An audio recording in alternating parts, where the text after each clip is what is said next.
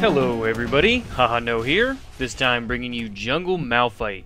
Now Malphite's really fast in the jungle, he's a great farming jungle. He has a lot of speed with his W, which is an auto attack that does AoE to the entire creep wave. He also has his E, which does AoE, so double AoE is really strong for the jungle.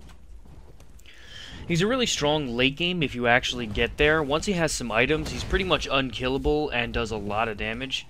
But getting there isn't necessarily as easy as it always seems if your lanes are failing. He's also a great counter to AD compositions if they have an AD jungler and an AD top, something like Jax and Tryndamere, Nocturne, someone that's really reliant on attack speed.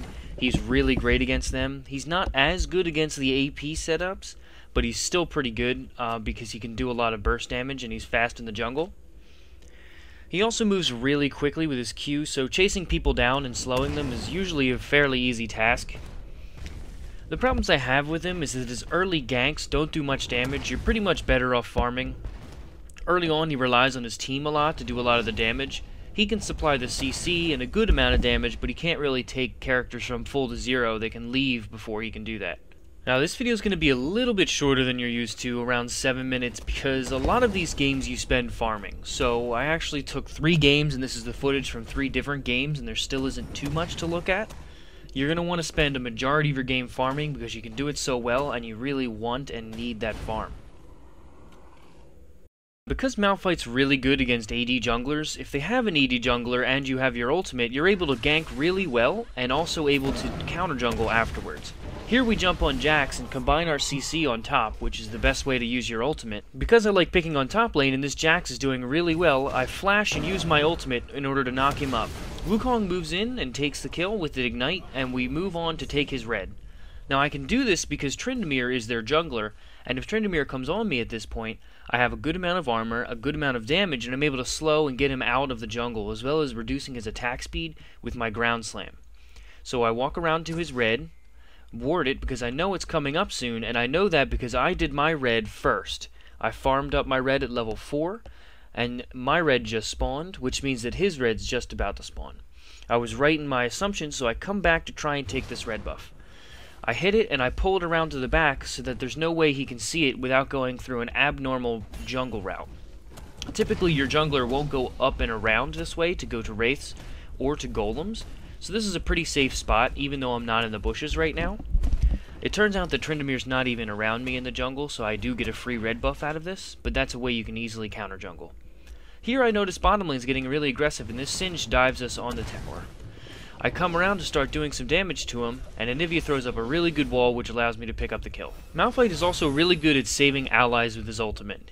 The CC on the knockup lasts a lot longer than you would think it would, so here we see Anivia's getting beat up on. I move in with my CC to take down Twisted Fate and a high burst damage, and then we go on to Singed. Kennen comes through and takes down Singed despite his cleanse.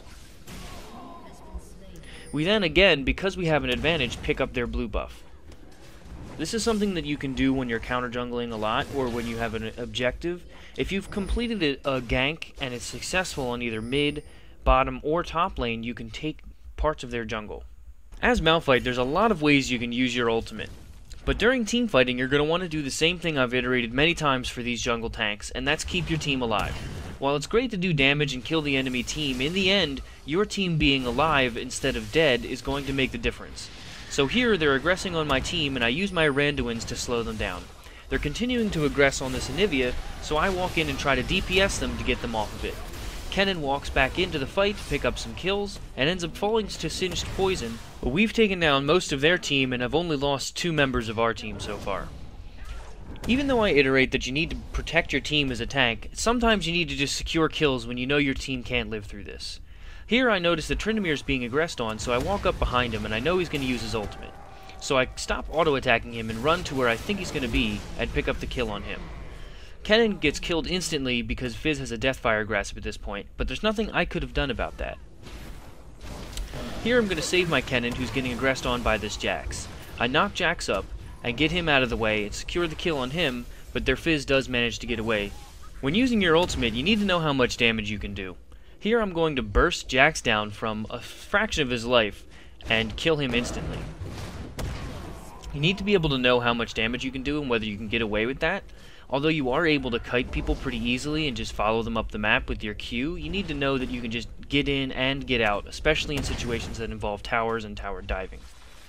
Here our Heimerdinger is going to get aggressed on by Talon, and I walk in, knock up the Talon, and the tower and myself take him down for the rest of the kill. You shouldn't ever underestimate the amount of CC your ultimate brings. It may not seem like much, but it can't be reduced by Mercury's treads because it's a knock-up, and it also disorients the enemy a lot. Here I'm going to use my ultimate to close the gap and use my Randuins to slow Urgot. My team's going to die because they're sitting there auto-attacking Fiddlesticks, however I'm able to DPS Fiddlesticks down despite his drain.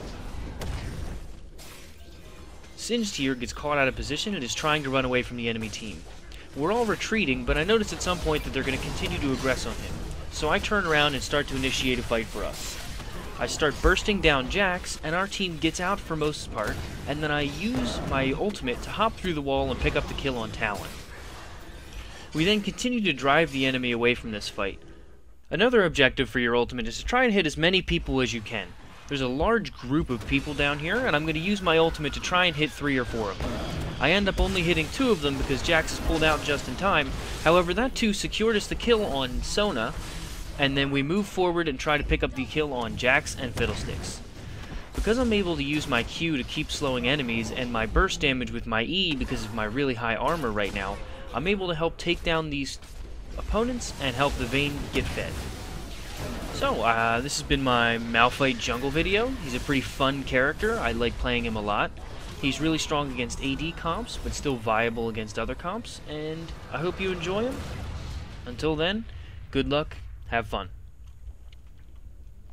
Victory!